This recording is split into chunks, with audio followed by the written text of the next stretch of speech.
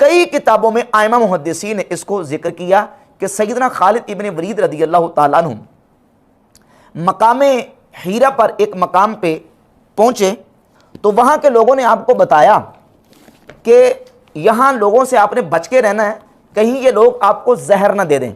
تو سیدنا خالد ابن ولید رضی اللہ تعالیٰ عنہ کی ذات اقدس کا جو اللہ رب العزت کی ذات پر توکل اور اللہ کی ذات پر بھروسہ اور تعلق مع اللہ تھا، اس کی بنیاد پر آپ نے فرمایا کہ وہ زہر لے کے تو آؤ، جس زہر کا مجھے تم ڈرا رہے ہو کہ یہ تمہیں زہر دے کے مار دیں گے۔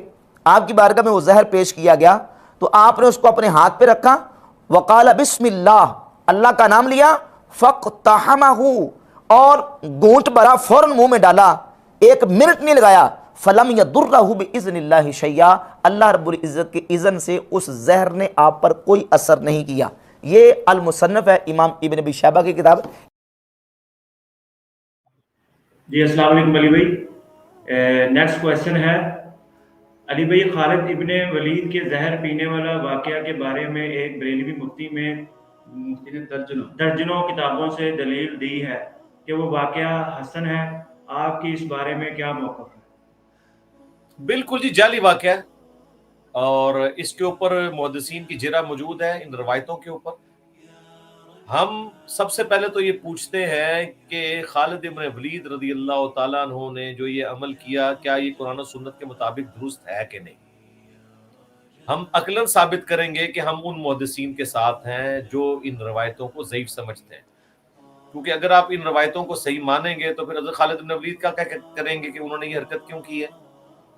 یا پھر جو بیچ کے لوگ ہیں جس طرح ابن حجر وغیرہ ہیں، یہ لوگ اس کا موقف اس طریقے سے بیان کرتے ہیں کہ وہ بڑی معمولی سی تعداد، بہت معمولی اس کی مقدار تھی زہر کی جو انہوں نے استعمال کی، جس سے انسان کی ڈیتھ نہیں ہوتی، جس طرح کہ ویکسینیشن بھی اس دور کے اندر ہوتی ہے، اس میں بھی تو اسی بیماری کے کمزور جراثیم داخل کیے جاتے ہیں۔ اب جس طرح آپ دیکھ لیں تیزاب کو، تیزاب پینے سے انسان مر جاتا ہے، لیکن اگر تھوڑا سا تیزاب پی لیتا ہے تو اس سے تو نہیں مرے گا۔ باقی سے کرامت بنا کے پیش کرنا کہ کوئی شخص اس مقدار میں زہر کو استعمال کرے کہ اس سے اس کی ڈیتھ ہو سکتی ہو اور وہ بسم اللہ کے سہارے یہ کام کر لے، تو پہلے اس کا ثبوت قرآن سے چاہیے، نبی علیہ السلام کے فرمان سے چاہیے کہ آپ علیہ السلام نے فرمایا ہو کہ تم بسم اللہ پڑھ کے پھر زہر کھا سکتے ہو۔ زہر کھانے کی تو ممانعت ہے۔ بخاری مسلم میں حدیث ہے کہ جو زہر کھا کے خودکشی کرے گا، جہنم کی آگ میں اس پہ یہی عذاب مسلط ہوگا، بار بار زہر کھاتا رہے گا، اور وہ جو پھر جس تکلیف سے وہ گزرا دنیا میں، اس کے منہ سے جھاگ چھوٹی، وہ ساری تکلیف دوبارہ سے وہ بار بار کاٹے گا۔ جس نے تیز دھار آلے سے اپنے آپ کو قتل کیا، وہ آلہ اس کے ہاتھ میں دے دیا جائے گا، وہ بار بار اپنے آپ کو کاٹتا رہے گا۔ جس نے پھندا لیا اس کے اوپر پھندے کا عذاب ہوگا۔ یہ سارے عذاب، اور ان احادیث کے اوپر امام بخاری نے باب باندھا ہے زہر کھانے کی ممانعت۔ امام بخاری بھی ان احادیث سے یہی رزلٹ نکالتے ہیں۔ اب یہ جو روایتیں پیش کریں، روایتوں کو تو ہم بعد میں دیکھیں گے نا، اصل تو چیز ہے یہ کام خلاف سنت ہے یا سنت کے مطابق ہے، پھر ہم ان روایتوں کے اوپر آئیں گے، ورنہ تو ادروائز پھر خالد ابن ولید کی عصمت کی کیا بات کریں گے کہ انہوں نے قرآن و سنت کے خلاف کام کیا ہے، یہ کون سی کرامت ہے جو انہوں نے کر دی ہے؟ تو یہ روایتیں جعلی ہیں جی، ہم ان کو بالکل ماننے کے لیے تیار نہیں، قطعاً ماننے کے لیے تیار نہیں، قرآن و سنت کے بالکل اسلوب کے خلاف ہے۔ زہر کھانا حرام ہے شریعت کے اندر، چاہے کوئی بھی کھائے، جو جان بوجھ کے زہر کھاتا ہے وہ حرام کا مرتکب ہے۔ شرعی مسئلہ یہ ہے، جب تک شرعی مسئلہ حل نہیں ہوگا ہم آگے چلیں گے، چونکہ یہ شرعی طور پر حرام ہے۔ اس کے بعد آپ 1 درجن کیا 1000 درجن کتابوں سے آپ پیش کریں، کوئی فرق نہیں پڑتا۔ یہی تو ہم کہہ رہے ہیں، کتابوں کے اندر یہی تو 2 نمبریاں ہوئی ہیں۔ یہ جو درجن کتابیں، ان میں سے ایک کتاب بھی نہیں ہے جو کتب ستہ میں آتی ہو، اسی وجہ سے یہ کتابیں باہر بیٹھی ہوئی ہیں نا۔ اگر ان کی یہ حیثیت ہوتی تو مین کتابوں میں انہوں نے اپنی جگہ بنائی ہوئی ہوتی۔ یہی تو مسئلہ ہے، کتابیں تو سارے لوگ کہتے ہیں نہیں، حدیثیں تو ہماری بھی موجود ہیں، فلاں جگہ لکھی ہوئی ہیں، فلاں جگہ لکھی ہوئی ہیں، ہمیں بھی پتہ ہے کہ یہ کہاں کہاں چیزیں لکھی ہوئی ہیں، لیکن مسئلہ ہے کہ اسلام کے ساتھ بہت بڑا آپ سمجھ لیں دھوکہ ہوا ہے ان کمزور روایتوں اور جعلی روایتوں کی وجہ سے، جن کی وجہ سے اسلام کی بدنامی ہوئی ہے۔ لہذا روایتوں کا ہونا قطعاً اس بات کا ثبوت نہیں ہے کہ وہ روایتیں صحیح بھی ہیں۔ اگر صحیح بھی ہوں گی، درایتاً وہ غلط تصور کی جائیں گی، راویوں کا وہم مانا جائے گا، ورنہ خالد ابن ولید رضی اللہ تعالیٰ عنہ کی طرف آپ ایک حرام کام کی نسبت کریں گے.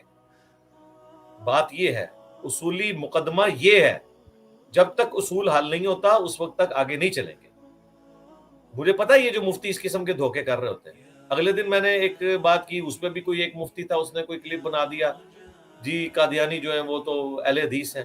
میں نے یہ بات کی تھی کہ قادیانیوں کی عبادت گاہیں موجود ہیں, جا کے دیکھ لیں, وہاں وہ رفع الیدین سے نماز پڑھتے ہیں بغیر رفع الیدین کے. اور اس پلانٹ ارتھ پہ کون سا اہل حدیث ہے جو بغیر رفع الیدین کے نماز پڑھتا ہے؟ اہل حدیث تو سارے ہوئے وہ ہیں جو بندی اور بریلویت کو چھوڑ کے, کہ جنہوں نے بخاری مسلم سے رفع الیدین کا طریقہ پڑھا تھا. تو بات ہو رہی نماز کے طریقے کے اوپر کہ نماز کا طریقہ حنفیوں والا ہے, قادیانیوں کا رفع الیدین والا نہیں ہے. دوسرا, قادیانیوں کا جو اس وقت مربی ہے اس کی باقاعدہ ویڈیو ریکارڈڈ ہے, وہ ہم نے کئی ویڈیوز میں لگائی ہے, کہ جو کہتا ہے کہ ہم جنرلی فقہ حنفی کو فالو کرتے ہیں. میجورٹی کیسز کے اندر وہ حنفی ہیں, وہ خود کلیم کر رہے ہیں. اور سب سے موٹا مسئلہ رفع الیدین کا تھا. ہم نے تو ایک بات کی تھی کہ بتاؤ قادیانی رفع الیدین کرتے ہیں کہ نہیں کرتے, یہ دکھاؤ ذرا ہمیں, اور پریکٹیکلی دیکھ لیتے ہیں جا کے. جس کو شک ہے بریلوی کو, وہ جائے قادیانیوں کی عبادت گاہ میں, اور پھر جب وہاں یہ کرتے ہوئے دیکھے تو پھر آ کے اپنے علماء کے جھوٹ اس کا پکڑا جائے گا, اور ٹائم قیامت تک ہے. جی نیکسٹ.